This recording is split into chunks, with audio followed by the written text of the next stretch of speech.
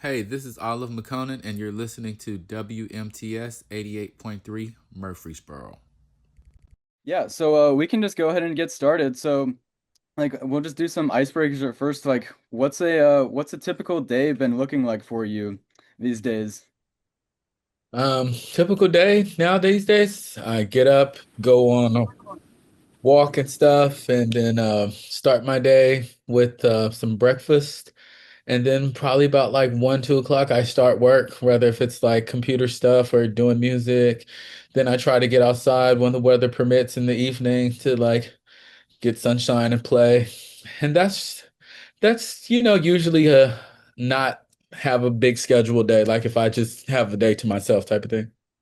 Yeah, no, of course. I saw on your you were posting on your Instagram story. You seem like you spend a lot of time outside now too. Is that an important part of your lifestyle now? Yeah, I love being outside as much as possible. Um, I just like nature a lot and just to see stuff that is so like timeless, like nature. That's just like, because in places in Oregon, I'm sure everywhere in America, but like places in Oregon, I've been traveling, there's like places that were built in 1800s and have pictures from like 1906 and 1908 still up. And it's like, wow, the trees and everything is still here, but the people definitely aren't. So it's kind of amazing to me. Yeah, no, of course. I think it's great that like you highlight being like in nature so much. I really like your Instagram feed because I feel like there's not a lot of artists out there that are just like showing themselves like having a good time outside, and I think that's refreshing to see. I saw like on your story earlier, were you outside earlier? You were posting some like stories of like some turtles and stuff. Yeah, yeah, that was last yesterday. We were like at this lake in Washington, which is not too far. It's probably about an hour away. Yeah. But it was like Fallen Leaf Lake, the name of the lake. And I take my tripod out there and like try to act like I'm a nature fucking filmer and stuff. But I found Yeah. this little turtle way in the pond and I was zoomed in on it. And then I was like just zooming out, zooming out. And I was like, wow, look at that. Like who would have thought that little turtle would have been out there? But yeah, I just like stuff like that. It's silly, but it brings me peace. Yeah, no, that's great. I think we need more of that. What's something that fans would be like surprised to learn about your life right now? Maybe that I like go and record probably twice a month now. Yeah, yeah. So Yeah, I don't really record music every day, but like I go and do probably 2 or 3 big sessions a month where it's like 12-hour sessions. And the last few months I haven't been able to be as productive as I like, but I'm getting back to it. yeah, yeah. Well, so you had said, I think it was in like 2024, that you had put out like some kind of statement, but you said you were retiring from music or retiring the Makonnen project. But Yeah. recently, it seems like you still have been recording a lot and putting out a lot of singles, and you put out a new project this year too. So, Yeah. I go through phases and stuff yeah, and like yeah, where I want to stop and not doing. And one of the main reasons is because, as an artist who I remember putting out music for fans and, you know, journalists, people would you react to the music and talked about it and have some sort of dialogue and we had some sort of engagement with it. But then after a while it just kind of gets to did a million people listen to it? Is it the number one song? Is it this? Is it that? And so I found it funny when I announced, like, hey guys, I'm not doing music anymore. Every music place in the world picked it up. But it's like I yeah, dropped 2 or 3 projects the same year and nobody cared about that. So yeah, it's like it seems like people are more interested in people saying that they're not doing music yeah. than saying, hey guys, I'm doing music. I'm doing music. Yeah. Well, So it seems like they were just kind of focused on your downfall then, but that you just keep making the music because it makes you happy, and that's what you want to keep doing. yeah, Yeah. exactly. Yeah. So I if you mean, it just was always a hobby at first, and so I think one thing with the music is start to get like a little too businessy to where it's like, oh, is this song going to get played in, this space or that space? And for me, it really started as like I enjoy making the music as therapy and it's like a release, it's something, it's artistic for me. And then, so even though I've said I was like retiring. I think a part of me retired so much of the chasing the notoriety and the kind of like the, I don't know, the sales and the feedback, all this stuff, and just got back into like, well, this is the music that I like to make as Makonnen, and I think there's fans out there who want to hear it, so I'll just put it out. If they like it, they like it. If not, I put it out because I wanted to. Yeah, no, of course. I think that's a good mindset to have. If you've just been recording like twice a month, then like you're saying, just doing some of these like fewer but longer sessions. What else have you been doing like in your daily life? Like I know you had picked up doing some of the chef stuff behind the scenes. Are you still doing that as well? A little bit. I've been kind of busy just I don't know, I guess with like personal life of family stuff and friends kind of going through some situations that may be needing support and stuff. I've been trying to work on my visual art. I mean, our studio that I was working at burned down last year in August.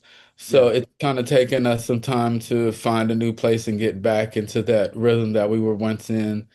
Um, yeah, what there was something. Oh, I've been working with Key. We hung out in February, my old collaborator from Atlanta, Key. yeah, We worked on a whole project together in February. So that was a lot of recording then that we did. And then I think maybe March, April, May, I didn't record as much. But yeah, so we have that project that we're hopefully going to get out by July. that's So I've exciting. just been doing a lot of like back work, backlog over the things that I've already done to prepare for things to come out in the future. Yeah, no, that's good. What's been like motivating you now compared to when you first started making music, like back in the day? I think motivating me now is new fans and new listeners and people that's growing up and living a different thing. Maybe 10 years ago, club going up on a Tuesday, the people were 11 years old. They couldn't go up on the club back then. Now Sure. they're 21 Hmm. now. And so now it's Yeah. like, hey, we want to do something too. Is there music that maybe you can have for us? Not Hmm. even, but just as an artist who wants to be timeless, I do want to make things that could resonate with all generations and all people. So I've been sort of seeing the newer generation of younger person getting into their early 20s and early 30s or whatever, and I think just trying to give them or give that group some art and music that kind of, I don't know, like speaks to them. I think Hmm. that's kind of motivating because Yeah. I feel like I've spoken to my crowd or my audience age, and they have feel like they've phased out and have kids now and don't really, care to be all caught up in the little musical things as they once were. So, Yeah, yeah. Well, I think that's great that you're trying to like reach a new audience too, and but you haven't quite just like given up on reaching a new audience just yet. Because I know you've also been like experimenting with like a lot of different genres now too.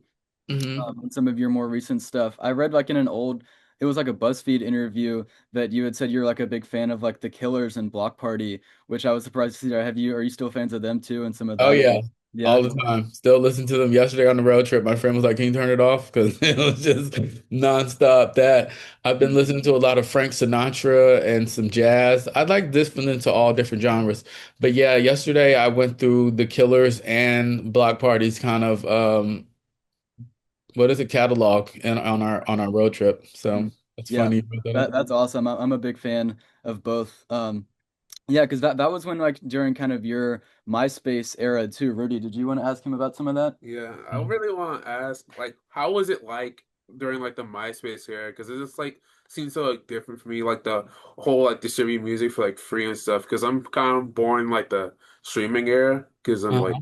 young, so I kind of Yeah. like see like I think the MySpace era was kind of cool because you can kind of see like I don't know, bands and fans kind of do things in real time and like post it on their, it's like it was like there wasn't like a Spotify or a place that you kind of take it to that you hope that everybody has access to listen to your music. It was more like you have a MySpace, and then people can come to your little area and see what you're into in your world and your little like, rather if the mainstream would support it or not. It wasn't really like I feel like MySpace were their own like curated magazines and things back in the day. And so it really was based on the user. You can go find what cool things you wanted to find and put it all together rather than like, now there's playlists and little categories where you just kind of have to go and settle for what they say. This is this is that. And I think back then it was a lot less categorized and more of like a free for all. And so you were very like exposed to a lot of things that weren't kind of like algorithmic based, you know? Yeah. So yeah. No, that's good. Yeah, that's definitely something I've learned because I've dealt with MySpace through like the Internet Archive and stuff. And they have Uh-huh. like a MySpace rock archive, and I saw like Mike Uncle Ron and stuff like that. I'm also familiar with stuff like that, Beth, like live mixtapes and stuff, which you have like Yeah. different stuff, which is really awesome. Yeah. Yeah. Those were like I mean, I think they kind of got overshadowed by the big guys like Spotify and Apple Music and stuff like that. But those were very, very independent places where an artist could go and post their music and get seen and heard from fans of the overall culture that knew to come to this hub. And it's like, oh, we'll see something cool. It doesn't have to be the exact same thing, but it could be something that's different that we would still like. And we get to see there. I think I feel like a lot of the industry has changed. Everything has gotten to this big, massive like one corporation thing. And back then it was a lot of very unique independent avenues that you can go down that would give other people the look rather than just the main people who paid type of thing. Yeah, that's great. What's your relationship been like with the internet these days then? Because it seems like you do spend a lot of time like on TikTok and Instagram and those kind of platforms, but do you pay like close attention to what people have to say about you? Not really. People say what they've always said. They either hate me, they love me, or they, no, they don't care. And I think that's just life. And I think my relationship with the internet is just more so it's for me to share and show myself more so than to hear about what people really think about me. It's like I, I feel like I think what happens with the internet is people hear too much of what people think about them, then it stops them from doing stuff. It's like Yeah. if I hear it in a comment that maybe people didn't like this shirt, I probably won't wear it again on stream. But Mm. it's like, I don't care. I'll wear the shirt 600 times until it rips because that's what I like to do. And, hopefully the people like you for that. And if not, then it's like, I like me for that. So my relationship with the internet is kind of like this, I'm just using it as a tool to share myself and connect and interact with others who do the same thing.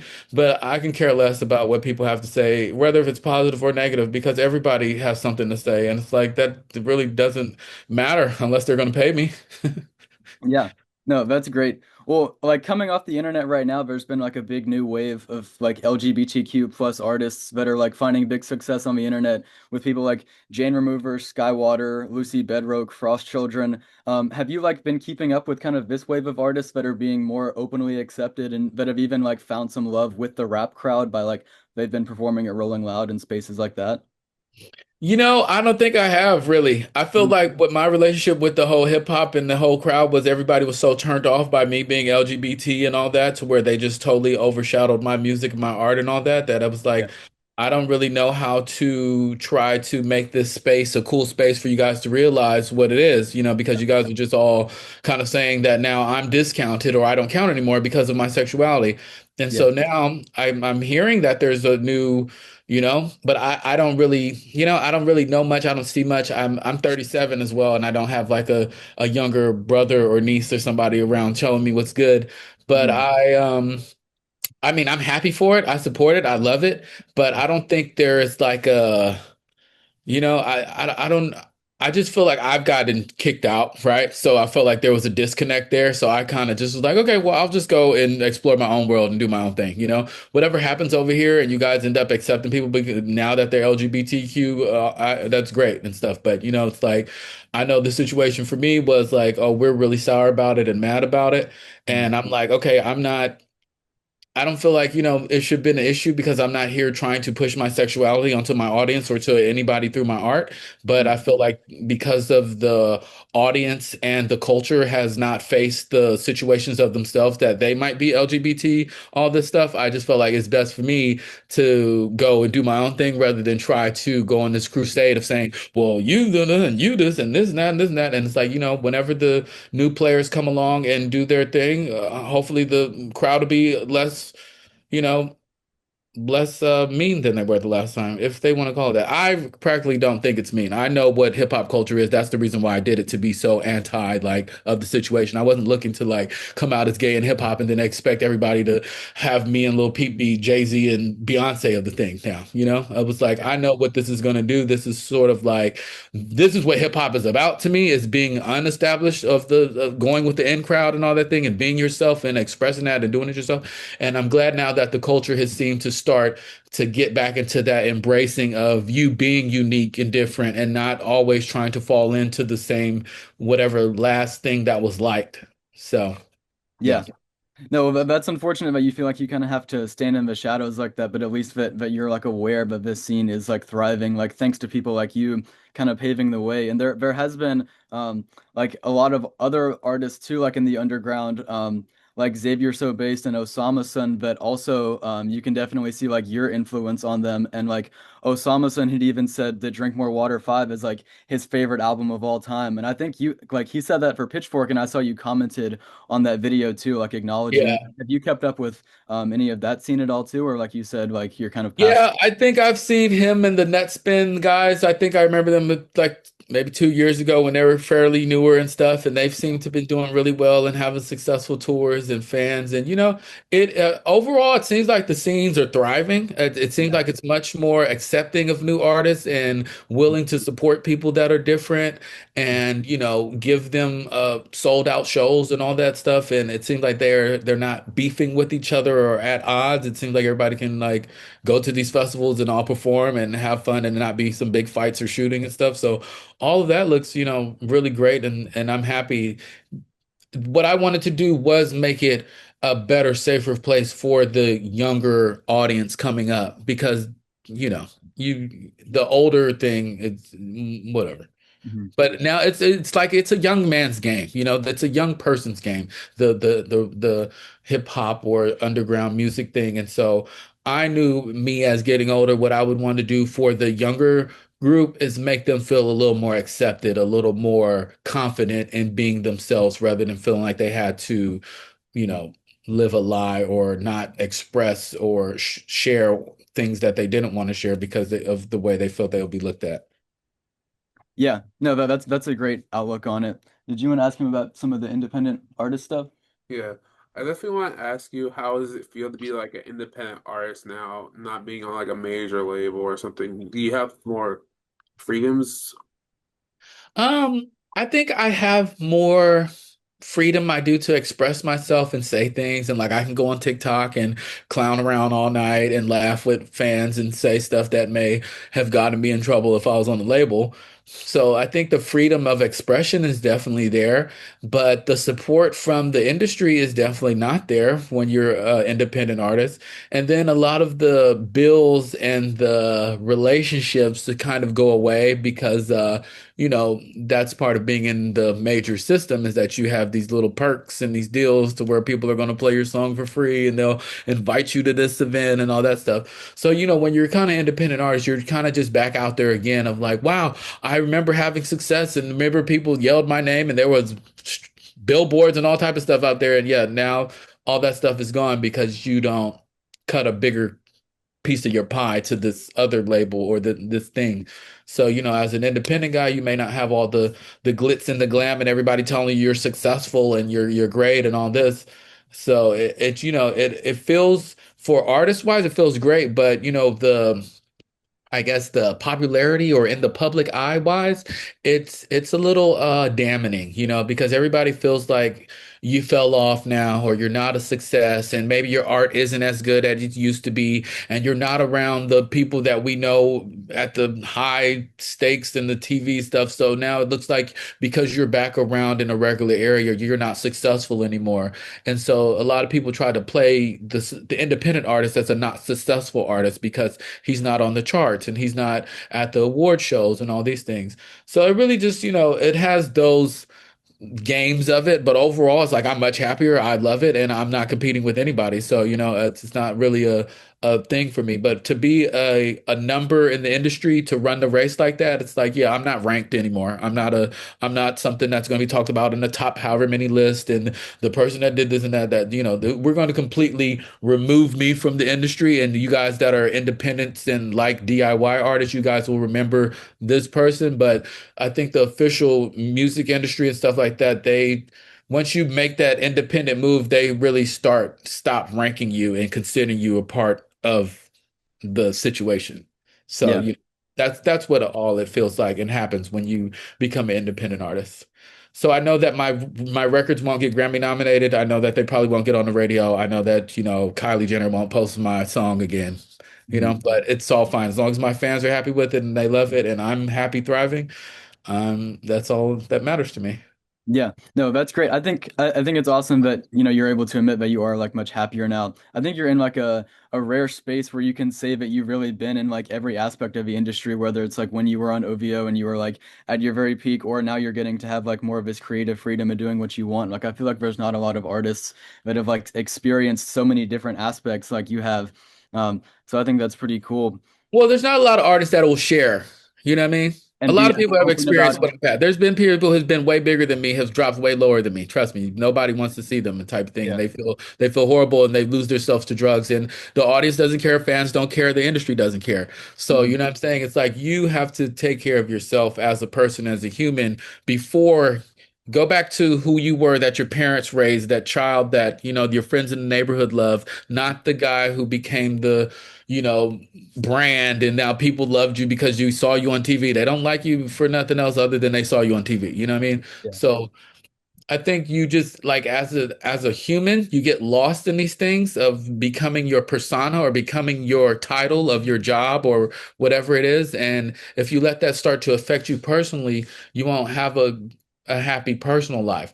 But if you understand, like, okay, these are jobs, these are like a clothing outfit, a uniform that I wear to the public, when they see me wear my mailman uniform, they know me as the mailman. When I'm at home, they don't know who I am. So it's like, I think you have to like before you join into these things, have a little sense of self to remember. Because when you get in here, you can definitely get lost in the sauce of one year everybody tells you the greatest, and next year nobody called to wish you happy birthday. Yeah, no, that does sound pretty harsh. I think your core fan base like does appreciate like the openness that you have about it, because you're right, like so many artists that maybe have experienced like the highs and lows that you have as well, like they just keep their mouth shut. And so even if that means like it seems like you are kind of a punching bag sometimes, which is unfortunate, like people like nobody is as open about it as you are, and I think a lot of people do appreciate that behind the scenes. Yeah, I think that's been the whole start of my whole career because I came from the internet and stuff, and I was a fan before I became ILoveMakonnen. I was doing what you guys were doing. I was interviewing other artists and fans from MySpace. And speaking of MySpace, I would DM all of them and ask them, can I get an interview? And ask them 10 questions of like what it was like and where do you think you'll be 10 years from now? And what inspires you? And what's this with that? And that would help me to get this confidence to become this artist that I became. And so then when I became this artist, I always wanted to remember like I was a fan. Mhm. I'm not just Yeah. the artist, and remember that I'm nothing as this artist without my fans. And that's how I always remember because that's who I was. I was the fan first before I became the artist. Then when I became the artist, it's like, oh, I think I have a better understanding of fans and what they would want and what they understand. And then when I became the artist, you can see how fans, real fans stay with you forever. But then you see groups of fans that are like, oh, they were there, they were front row, but now I'm not, on this thing, they're not there anymore. And Mhm. so then as an artist, it starts to like mess with your ego and stuff. And it's like, well, I thought you guys were loyal to me. Now you guys are, I don't believe you. And so, but then you have to remember, oh, dude, you were a fan too, remember? And remember when a new thing came on that caught your eye, you went over there, you took, that old jersey off and wore that one. So it's like you have to remember that and not take it too serious and let it affect you too much. And I've seen a lot of other artists, it kind of affects people too much because it's a lot. This thing where you get attention and people say they like you and they love you and they want to see you and they're expressive about the artist thing that you did and to tell you how it inspires them. And so you believe all of this, right? And then after that, this stuff starts going away. And then maybe there's negative things about you, and now people don't like you no more. They don't call you. And it's like, well, I thought you guys were my friends. How do I deal with this? Because I started to get my whole strength in this thing. And so I just know that like it's a very hard situation to deal with. But I think because I've went through so many things earlier as a human before I became the artist, I think I have a better way of trying to like navigate it. And this is what I want to show to the other fans and to the people out there. Like, hey guys, it's not, just because even if I have chains on with a nice car, that doesn't mean I'm successful. And then because I'm at the park all day and just hanging out, that doesn't mean that I'm broke. So it's like we have to understand and stop really judging our the art of the human based on whatever materialism that they're showing. Because a lot of the people that are showing materialisms really don't have anything but that material, you know? So I just want to say all that to get out because I appreciate you guys taking the time to talk to me. And yeah, I just want others to always know, like, before I became an artist, I Love Makonnen, I was a fan. I had ILoveMakonnen.blogspot. Yeah. I would interview everybody and wanted to know what it's like to try to become this thing. Then I was be able to become this thing. And now, I've been able to live the good, the bad, the ugly, all of it, and still be able to remember like I'm thankful for this trip. I'm not mad about this. I'm not upset. I'm not angry. It's like I've had success. I've had failures. That's what life is about, you know? Yeah, no, of course. Well, like we do like people like us, the little guys, like we do appreciate you like taking the time to talk to us. And of course, like it does seem like you've had like your own experiences like back in the day when you were doing this on MySpace and interviewing people yourself. Like, are all those old interviews of yours like are they lost like with the big MySpace crash, or do you have those saved somewhere? Or And they got so lost. That's been one of the biggest tragedies. Yeah, they got lost, and then like the blog spot thing from Google, it went away. And so I think those are all, I don't know. I don't know where to find it. I remember one time, like in 2014, the Fader was able to find some back archive pages and stuff, and they're able to post some like old posts. And one of the things that was so funny that I used to have on my blog was like Good News Tuesday, right? Before I made the song Club Went Up on Tuesday, I had Good News Tuesday to where I would get in this kind of like manifestation mindset that no matter what happens this Tuesday, I'm going to receive some good news, you know? And so they were able to find that from like 2012, 2010, where like Makonnen was always doing this Tuesday thing. And then he happens to have the song Tuesday. And, so it kind of just shows like, the story of like, I've kind of always been on the same thing that I'm on, and it's good to see it go, the world see it and then not see it, but it's like, I'm still Makonnen. yeah.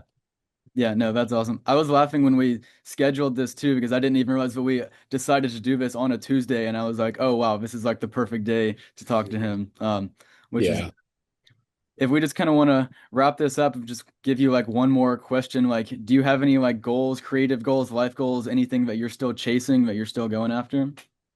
Yeah. I want to have like, I want to make a platform for artists, right? Like Hmm.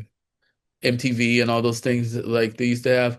But then I also want to like have a festival, like a McCorrigan festival in Oregon, where artists from all over the world can come out and have a big performance. Like I went to Tomorrowland and Tomorrow World in Belgium, and it was just like such the best festival ever. And it was just in this small town in Belgium to where they only have the festival 2 weekends in a row, and that's all the work that everybody does for the whole year.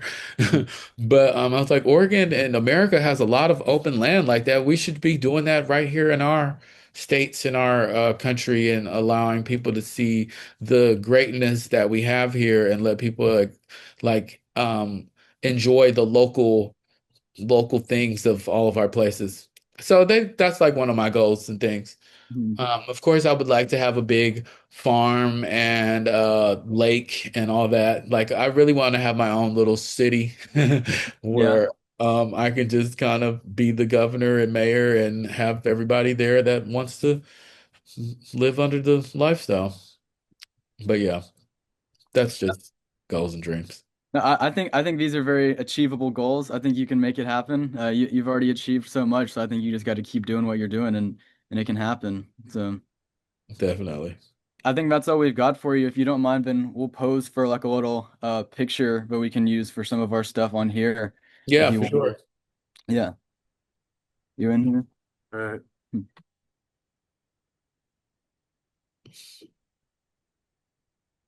Awesome.